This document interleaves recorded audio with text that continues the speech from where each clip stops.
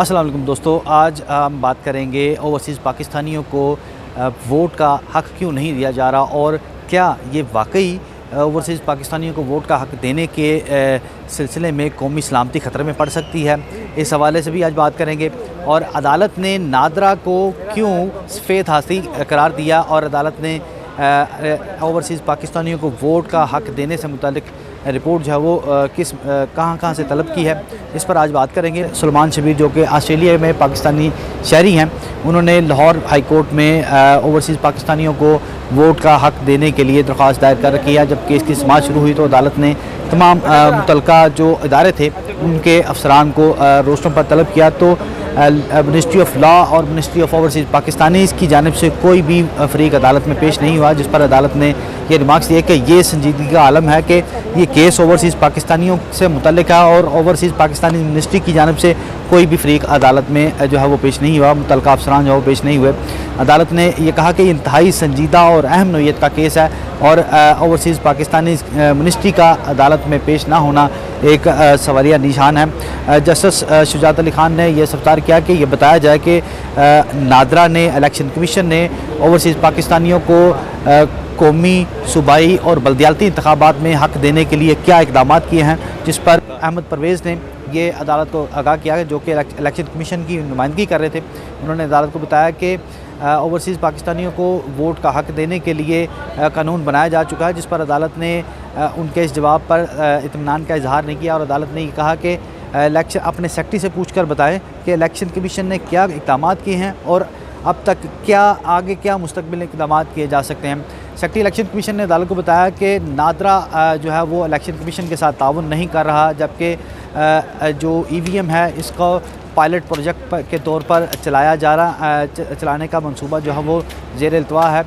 लेकिन ये EVM internet voting जो है ये एक सिक्योरिटी रिस्क भी हो सकता है, क्योंकि अगर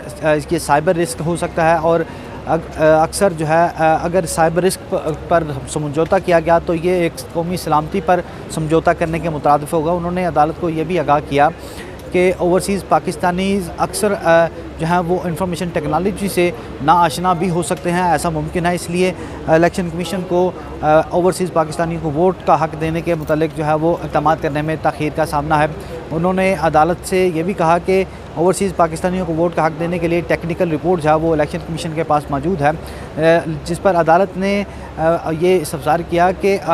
ओवरसीज़ पाकिस्तानी जो हैं वो सालाना 29 अरब रुपये 26 अरब रुपये जो हैं वो पाकिस्तान को रेमिटेंस भेजते हैं, तो क्या उनको वोट का हक़ जो है बुनियादी आईनी हक़ उससे कैसे महरूम किया जा सकता है। जिस पर अदालत के रूबरू जो सरकारी वकील थे उन्होंने ये कहा कि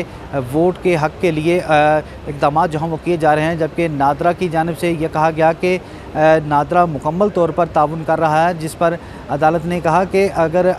नादरा की जानिब से ताउन नहीं किया जा रहा तो इतने बड़े हाथी को पालने की क्या ज़रूरत है। अदालत ने यह भी कहा कि ये नादरा एक सफ़ेद हाथी है और वैसे तो नादरा कहता है कि ये बताया जाता है कि नादरा की जानिब से बांग्लादेश और अफ्रीकी ममालिक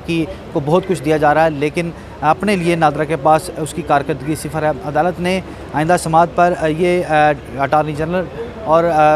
नादरा के जो लॉ ऑफिसर हैं उनको ये हुक्म दिया है कि आइंदा समाअत पर ये रिपोर्ट अदालत में ये तफसीली तौर पर जमा करवाई जाए, जिसमें ये बताया जाए कि वफाकी हुकूमत जो है वो अब तक ओवरसीज़ पाकिस्तानियों को वोट का हक़ देने के लिए क्या इक़दाम कर चुकी है, जबकि नादरा ये रिपोर्ट सबमिट करे कि नादरा ने अभी तक क्या इक़दाम किए हैं और मुस्तक़बिल में उनके क्या इक़दाम प्लान होंगे। जब ये अदालत ने हुक्म जारी किया तो सेक्रेटरी इलेक्शन कमीशन की जानिब से ये कहा गया कि इलेक्शन कमीशन ने मिनिस्ट्री ऑफ फाइनेंस को ये लिखा था कि 2.5 अरब रुपये जो है वो ओवरसीज़ पाकिस्तानियों को वोट का हक़ देने के लिए दरकार होंगे और अभी तक फ़ंड में कोई भी ऐसा बजट जो है वो एलोकेट नहीं किया गया। अदालत ने ये रिमार्क्स दिए कि आइंदा समाअत पर इससे मुतल्लिक भी अदालत में रिपोर्ट जो है वो जमा करवाई जाए और अदालत ने इस केस की मज़ीद समाअत जो है वो 24 मई तक के लिए मुलतवी की है और अदालत ने यह वाज़िया किया है कि अगर नादरा रिपोर्ट जो जमा नहीं करवाता या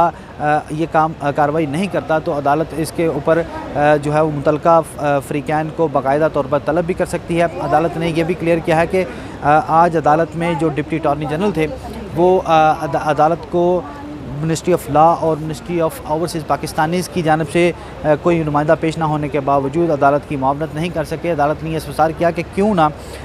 डिप्टी अटारनी जनरल का अदालत को मुआवनत ना करना और इसके ऊपर रिपोर्ट जमा ना करवाना, ये तमाम मामला जो है वज़ीर आज़म को भिजवाया जाए और इस आर्डर में भी ये तहरीर करवाया जाए कि वज़ीर आज़म की जानिब से वफाकी हुकूमत की जानिब से जो है वो रिपोर्ट अदालत में जमा नहीं करवाएगी और मामला जो है वो प्रॉपर तौर पर नहीं की गई, जिस पर deputy additional attorney general Mirza Nasar Ahmad ने यह इस्तदा की कि उन्हें कुछ मोहलत दी जाए 3 हफ़्ते की आइंदा समाअत पर वो भी अदालत में वफाकी हुकूमत की का ज़ाती जवाब जो है वो भी जमा करवा देंगे। इसी बुनियाद पर अदालत ने ये समाअत जो है वो 24 मई तक के लिए मुलतवी की है और आइंदा समाअत पर अदालत ने ये वाज़ह किया है कि ओवरसीज़ पाकिस्तानियों को वोट का हक़ देने के लिए बाकायदा तौर पर ठोस रिपोर्ट के साथ अदालत में पेश हुआ जाए।